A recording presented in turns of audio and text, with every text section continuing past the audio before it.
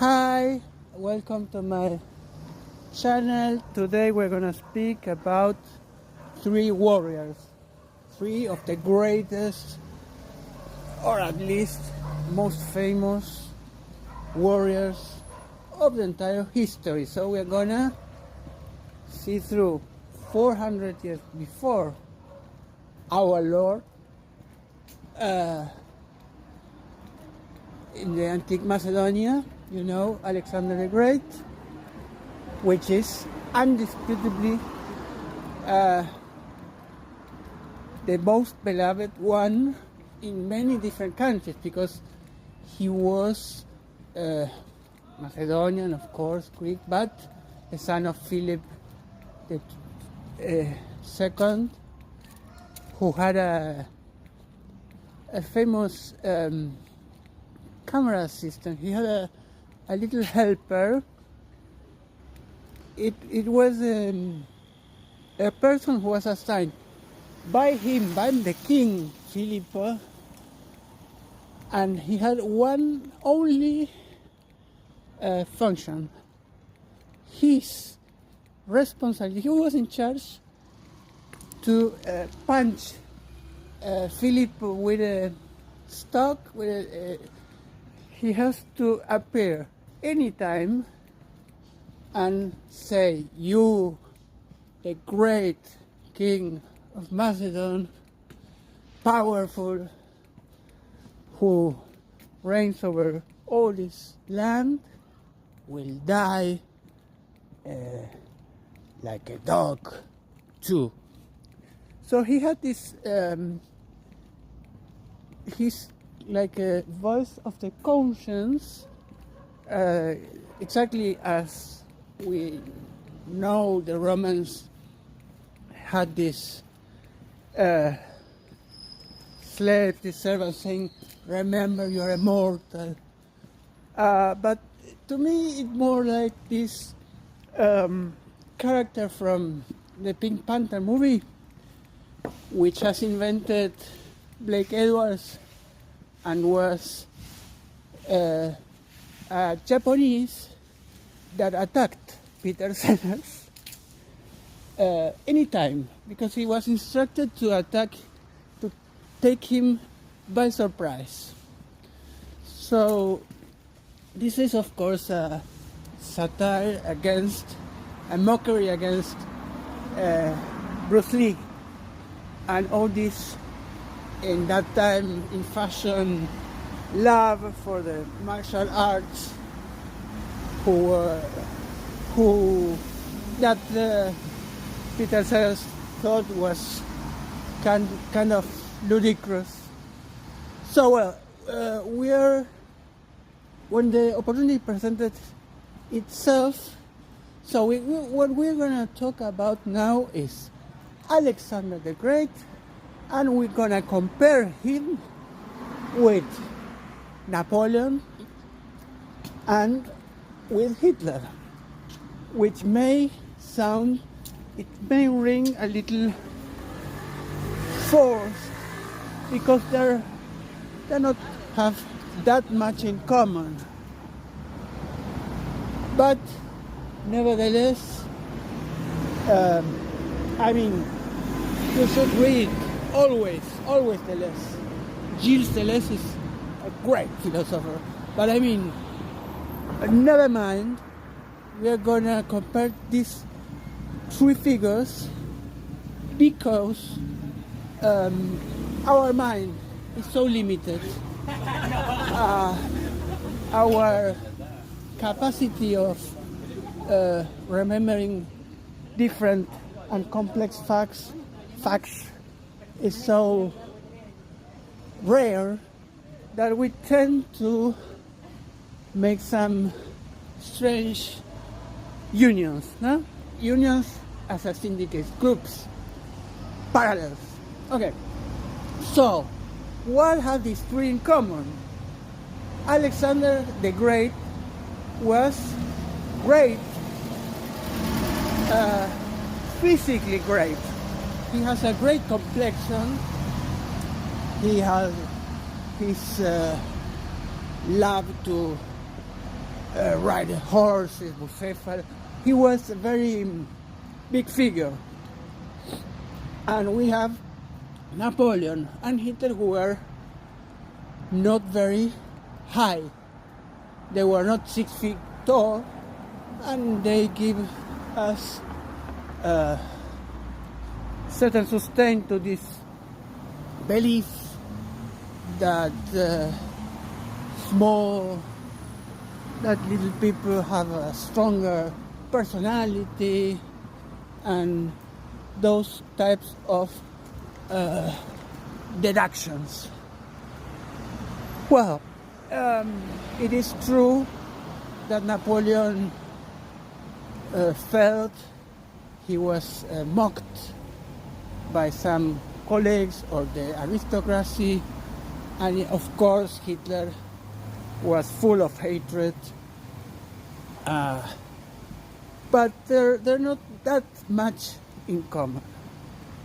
So, what the three of them had in common is they loved the war more than peace.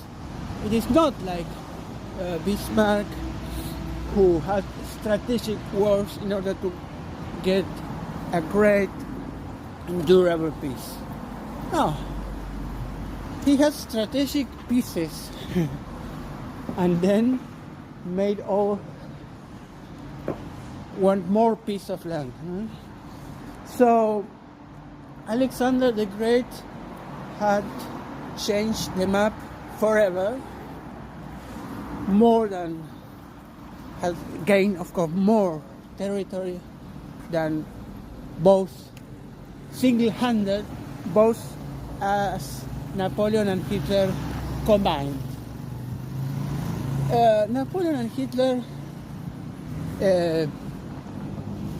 had always inferiority against Britain.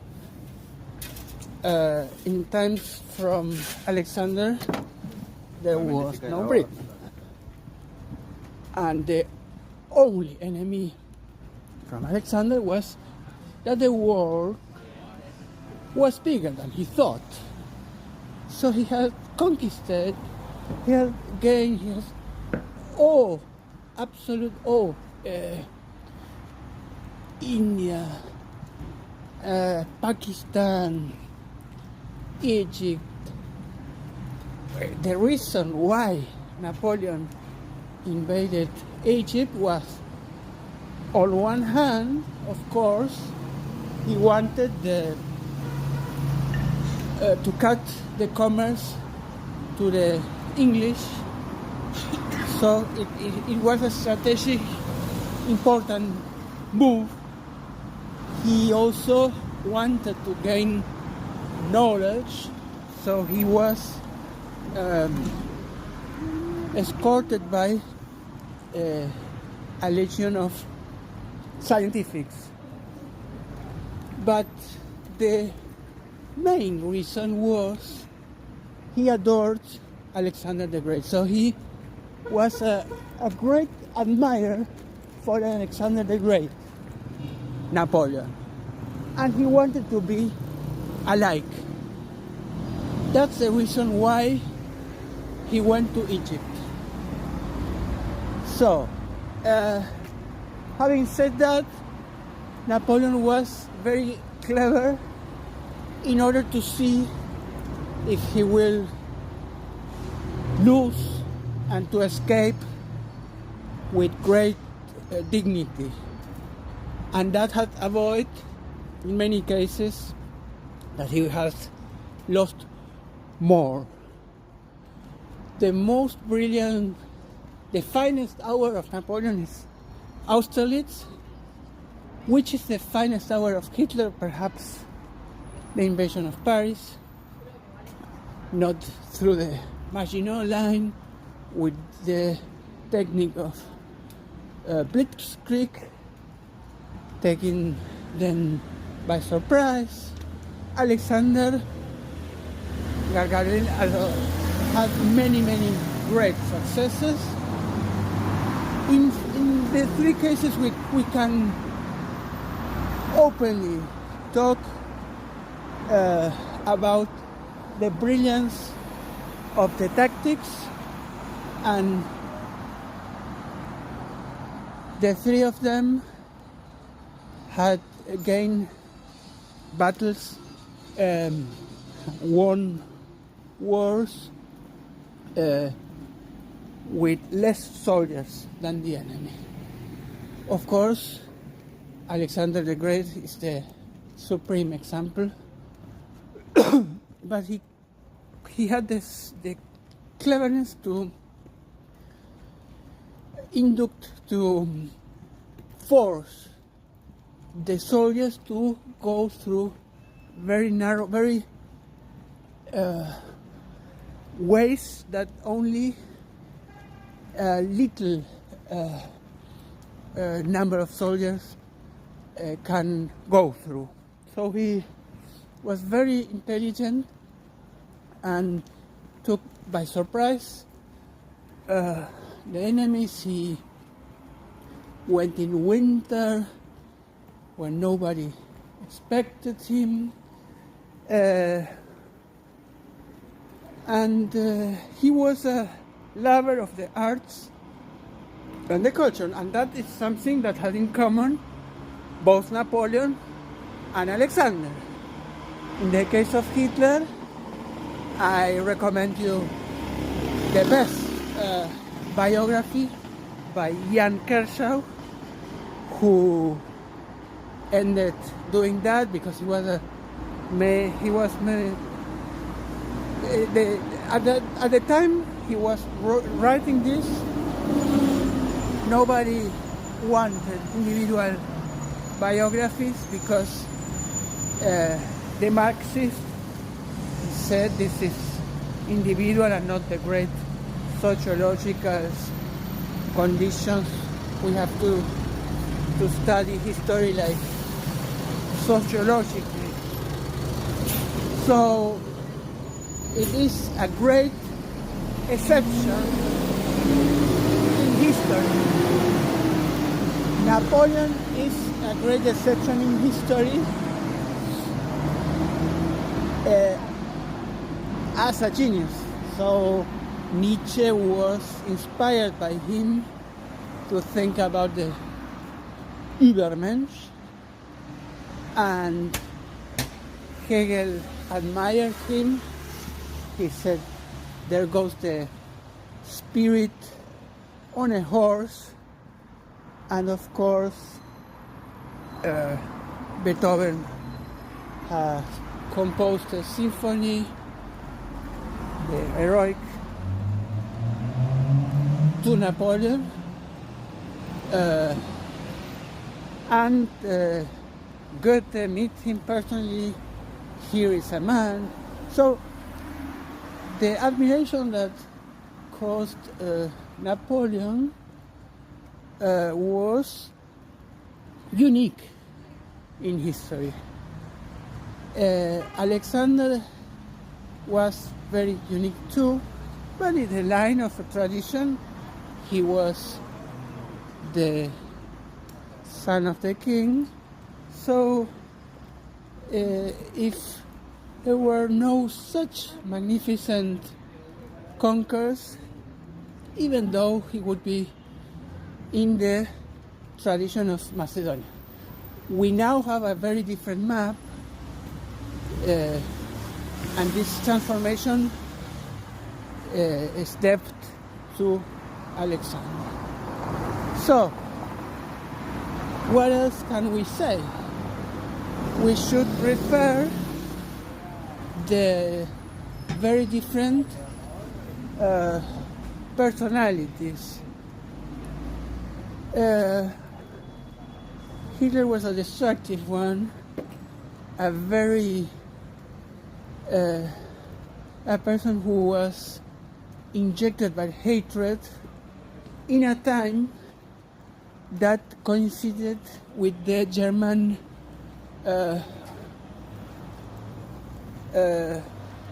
vibe, so to speak. Germany was humiliated after the First Great War, and and he reestablished the trust and the pride of Germans with these eccentric theories. And I really mean eccentric in more than one way, because Hitler had this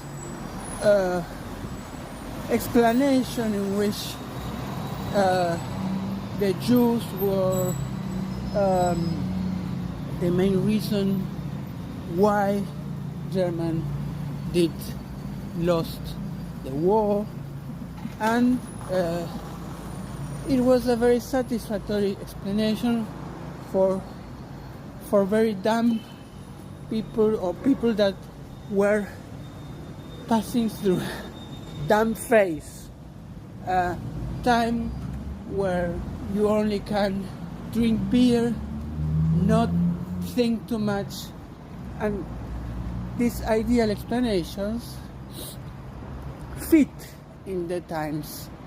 That was seen by the politics in that time, who said we're gonna take advantage of this clown who's so popular, who can have this oratory so brilliantly appealing to the mass. So we're gonna use him, we're gonna gain votes, and we're gonna puppet him, because what the hell does Hitler know about power, about government? So we're gonna use him. So it's a very interesting book, 100 Days Before Power, in which a very clever English writer explains that nobody really knew what was going on, and nobody understood what the rival was really about, into. So in this chaos, a very decided, a very suicidal person had gained so much territory. Okay, so we must say, of course, that Napoleon wanted every land he gained to flourish, and he built a Copernicus statue as soon as he got to Poland, and so there were none. And he made the Napoleonic Code, which is a very good civilian code. So it is amazing that the Spanish, who were very, very conservative, religious, didn't want to salute him as the one who will bring a better society. So the resistance that Napoleon found in Spain was very unexpected, and it was like a little Vietnam for him, because the people, not only the it was not a thing from the army, but from the people who took the French by surprise. So what else shall we say about these three? Napoleon was poisoned in St. Helena after he was first caught prisoner by the British in the island of Elba, from where he returned to the power, very popular, also in a very anarchic situation. We can also read the newspapers, the dictator Napoleon pretends to come back, and when he's coming, oh, le glorieux, our beloved Napoleon is back again. So like in Argentinian, we also can call Perón the first worker, or the tyrant who's escaping. So Hitler killed himself, but the body was found, and Stalin has his jaw, and Alexander has been poisoned with wine. Okay, so I think we can learn a lot of these brave men and be happy that we are not one of them